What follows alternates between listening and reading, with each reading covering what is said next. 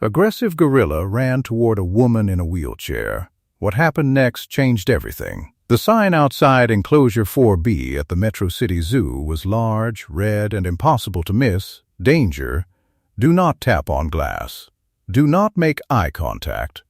Behind that reinforced, smudge-proof glass lived Titus, a massive 400-pound silverback gorilla with a reputation that didn't just scare the public, it kept the zookeepers awake at night. Titus was not a happy zoo animal.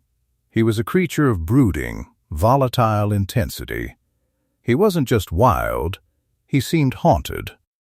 Transferred from 3 different zoos in the last 5 years due to severe behavioral issues, he had become a legend in the zoological community for all the wrong reasons. At the San Diego facility, he had ripped a steel tire swing out of a concrete wall. At the Berlin Zoo, he had refused to come out of his night quarters for 3 months, starving himself in the dark. Now, at Metro City, he was the problem child. He didn't just ignore visitors, he loathed them. He would charge at the glass with earth-shattering force, hurl debris and dung at the viewing deck with sniper-like precision, and spend hours pacing in furious, tight circles. His dark, deep-set eyes scanned the crowd not with curiosity, but with an intelligence that looked uncomfortably like pure, distilled hatred. The zoo's head primate specialist, Mark, was at his wits' end. He had dedicated 20 years to great apes, but Titus was a puzzle he couldn't solve. Mark had tried everything: complex puzzle feeders to engage his brain, new dietary plans rich in foraging challenges, pheromone therapy, and even piping in classical music to soothe the beast. Nothing worked. Titus remained a ticking time bomb, a king in a cage who refused to abdicate his rage. "He's just broken," Mark told his team during a somber debriefing. Looking at the monitors, where Titus sat facing the back wall, his massive back a wall of rejection. "The board is talking about sending him to a sanctuary for end-of-life isolation. They think he's a danger to himself and the staff. We're his last chance, and we're failing." On a sweltering Saturday afternoon in mid-July, the viewing deck was a chaotic sea of humidity and humanity. It was peak season. Teenagers were laughing and shoving, tourists were snapping photos with flashes despite the warning, and the noise level was deafening. The air smelled of popcorn, sweat, and floor wax. Inside the enclosure, the atmosphere was electric with tension. Titus was visibly agitated. His muscles were coiled tight under his silver-black fur. He was huffing, short, sharp exhalations that signaled an imminent explosion. His massive shoulders twitched as he glared at the blur of faces pressing against his territory. He picked up a large rock, weighing it in his hand, his eyes narrowing at a child banging on the glass. Then the crowd parted, though not out of politeness. A young man named David was sweating profusely as he pushed a heavy, antiquated wheelchair toward the front. In the chair sat his grandmother, Elise. At 80 years old, she was a fragile bird of a woman, wrapped in a faded, moth-eaten yellow knitted blanket despite the 90-degree heat. Her hands were twisted with severe arthritis, resembling gnarled tree roots, and she slumped slightly to the left, the lingering result of a massive stroke she had suffered 2 years prior. The journey had been a nightmare. It had taken David 2 hours to get her dressed, another hour to get the wheelchair into the van, and 40 minutes to navigate the zoo crowds. "Grandma, are you sure about this?" David asked, leaning down to her ear, wiping sweat from his forehead. "It's really crowded, and this guy is scary. I read online he threw a pumpkin at the glass last week. Look at him staring. Maybe we should go see the penguins?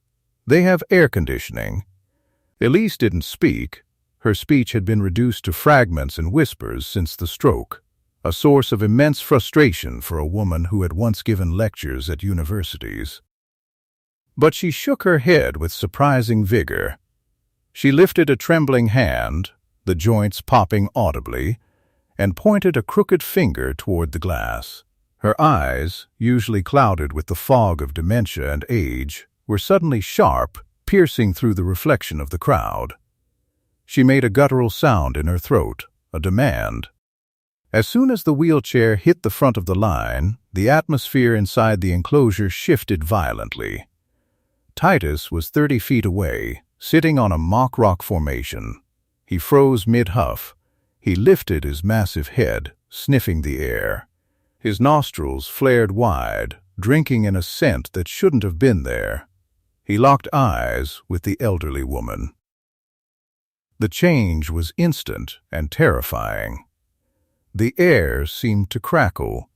Titus stood up on his hind legs, towering to his full 6-foot height, a display of dominance that usually sent visitors scrambling back in fear.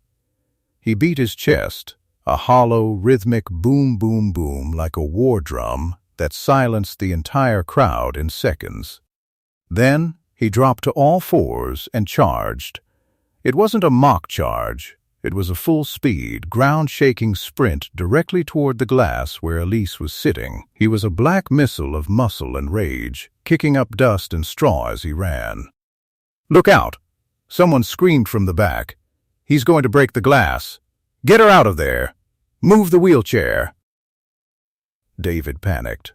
His heart hammered in his throat.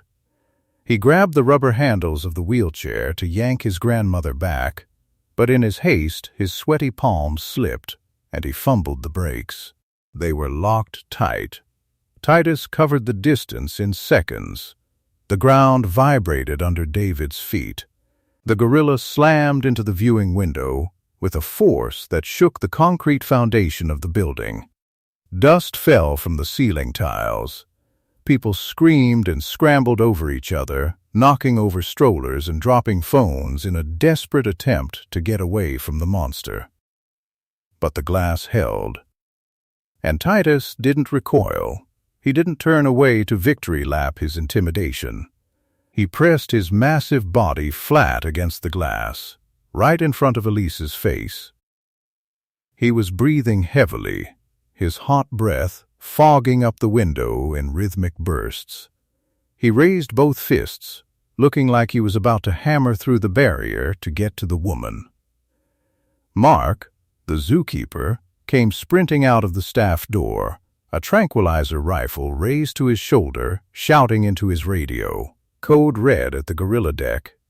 "Get the guests out. He's going to breach. I have a shot. I'm taking it." But then, amidst the chaos and the screaming, Elise did something that made everyone freeze. She didn't scream. She didn't cower or cover her face. She slowly, painfully, lifted her right hand. She pressed her palm against the glass, right in the center of the angry gorilla's vision. And then she started to hum. Sorry for the interruption. Before we continue with this terrifying scene and reveal the heartbreaking reason why the gorilla charged, I kindly ask you to like the video and subscribe to this channel. It is very important for us to keep bringing you these stories. Thank you very much. It was a shaky, low melody, barely audible over the panic of the crowd, but pitch perfect. "You are my sunshine, my only sunshine." Mark's finger tightened on the trigger. He was aiming for the thick muscle of Titus's shoulder, sweating as he calculated the dosage. "Ma'am, get back. He's aggressive. He will break that glass." "Wait," David shouted, stepping in front of the keeper to block his view, acting on an instinct he didn't understand. "Don't shoot him. Look. Just look at him." Mark lowered the gun slightly, his eyes narrowing. What he saw made his blood run cold, then warm. Titus wasn't hammering the glass. His fists were unclenched. His palms were pressed flat against the window, framing Elise's tiny, withered hand on the other side. The rage in his eyes, the fire that Mark had seen every day for years, had vanished. It was replaced by a frantic, wide-eyed, desperate recognition. Titus let out a sound that no one had ever heard him make. It wasn't a roar or a grunt of aggression. It was a high-pitched, whimpering coo. He pressed his forehead against the cool glass, closing his eyes, straining to hear the humming through the thick barrier. He looked like a man trying to remember a dream. Elise leaned forward in her wheelchair, defying her physical limitations. Tears were streaming down her wrinkled cheeks, dripping onto the yellow blanket. "Tai-Ti," she whispered, her voice raspy, unused, but clear as a bell. "My boy, you're so big. You got so big." Titus slid down the glass, his legs giving out until he was sitting on the ground, eye level with the woman in the wheelchair. He curled his massive body into a ball, rocking back and forth just inches from her face, making soft, sobbing sounds. He looked less like a monster and more like a lost child. Mark stared in disbelief, the rifle hanging uselessly at his side. He pulled out his tablet and accessed Titus's deep transfer records, the old digitized paper files from the international database they rarely checked because the formatting was so poor. He scrolled back 20 years, past the transfers, past the zoos in Europe. Origin Sanctuario Rescue, Democratic Republic of Congo. Intake date, August 1999. Status, orphan confirmed, poached. Primary caretaker, 1995-2005, Elise Miller. Mark's jaw dropped. The pieces fell into place with a heartbreaking click. Elise wasn't a random visitor. 20 years ago, she had been a lead volunteer at a sanctuary in Africa. The file notes were sparse but telling. Infant male Titus's refuses to eat. Depression critical. Volunteer E. Miller has taken over 24-hour care.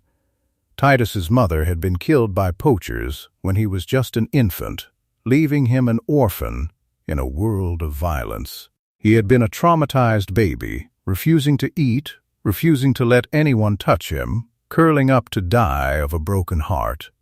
It was Elise who had saved him. She hadn't just fed him, she had become his mother. David, watching his grandmother, suddenly remembered stories from his childhood. Stories he thought were exaggerations. Grandma talking about the jungle rains and the little hairy baby she used to sing to. The reality was far more profound. Elise had spent nights in a mosquito-netted tent during torrential storms, holding a shivering baby gorilla against her chest, wrapped in a yellow blanket, humming "You Are My Sunshine" to drown out the thunder that terrified him. She had chewed his food for him when he was too weak to eat. She had taught him how to climb. She had raised him for 10 years, until the civil war in the region made the sanctuary unsafe. The funding was cut, the rebels were approaching, and the animals were hastily crated and dispersed to zoos around the world. Elise had been forced onto a truck at gunpoint, screaming for Titus as he was loaded into a separate crate. That was the last time they saw each other. She had tried to find him.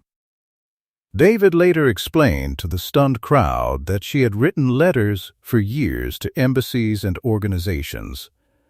But records were lost in the chaos of the war, and Titus had been moved so many times under different ID numbers. Then came her stroke. She had spent the last 2 years in a nursing home, trapped in her own body, unable to tell anyone that she missed her baby. But when she saw a local news segment about the aggressive gorilla at Metro City Zoo, she had recognized the scar above his left eye. She had forced herself to stay alive just for this trip. Titus hadn't been aggressive because he was mean. He had been aggressive because he was grieving. He thought his mother, the woman who saved him, had abandoned him. He had been waiting for her, watching every face in the crowd for 20 years, looking for the one face that meant safety. When he saw the yellow blanket, the same color blanket she used to wrap him in during the thunderstorms in the Congo, and smelled her familiar scent of lavender soap and peppermint through the ventilation, he didn't charge to attack. He ran to her because he was terrified she would leave again without saying goodbye. Inside the viewing deck, the silence was heavy and reverent. The crowd, previously so loud, watched with bated breath as the monster gorilla gently traced the outline of Elise's hand on the glass with his thick black finger. Elise stopped humming, her chest heaving with emotion. "I'm here," she struggled to say, placing her forehead against the glass to match his. "I found you. I didn't forget." Titus looked at her, tilting his head.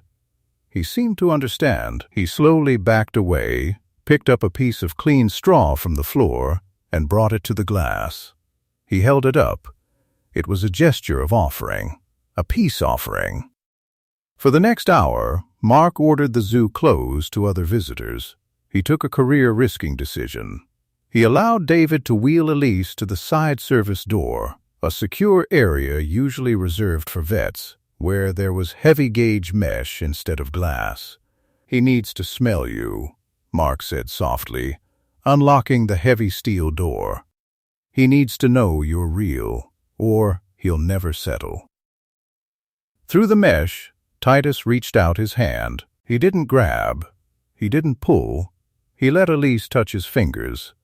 He groomed the back of her arthritic hand with incredible gentleness, using his lips to make happy, vibrating grunts that rumbled in his chest. A sound of pure contentment that hadn't been heard from him in 2 decades. Elise laughed, a sound David hadn't heard in years. She reached into her pocket and pulled out a peppermint candy, strictly against zoo rules, but Mark pretended not to see. She passed it through the mesh. Titus took it delicately, popping it into his mouth and closing his eyes in bliss. "You need a bath, Tai T," she whispered, stroking his knuckles. The transformation was permanent. After that day, the zoo completely changed Titus's care plan. They gave Elise a lifetime VIP pass and arranged for a special handicap-accessible shuttle to bring her from the nursing home twice a week.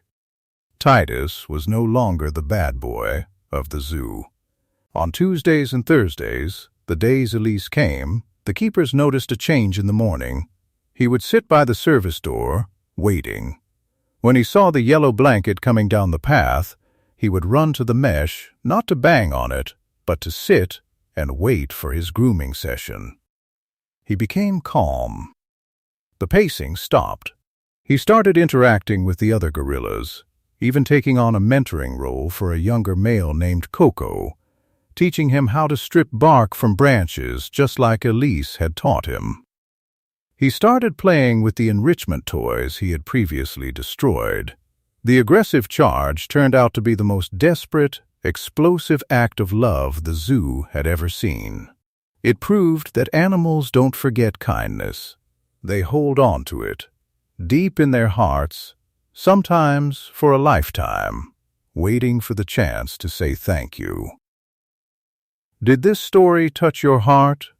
Do you believe animals remember the people who loved them years later? Let us know your thoughts in the comments below. If you enjoyed this incredible reunion story, please don't forget to subscribe to this channel and leave a like. It really helps us share more amazing stories with you. Remember, love has no expiration date, and sometimes it runs toward you at full speed. Thank you for listening, and see you next time.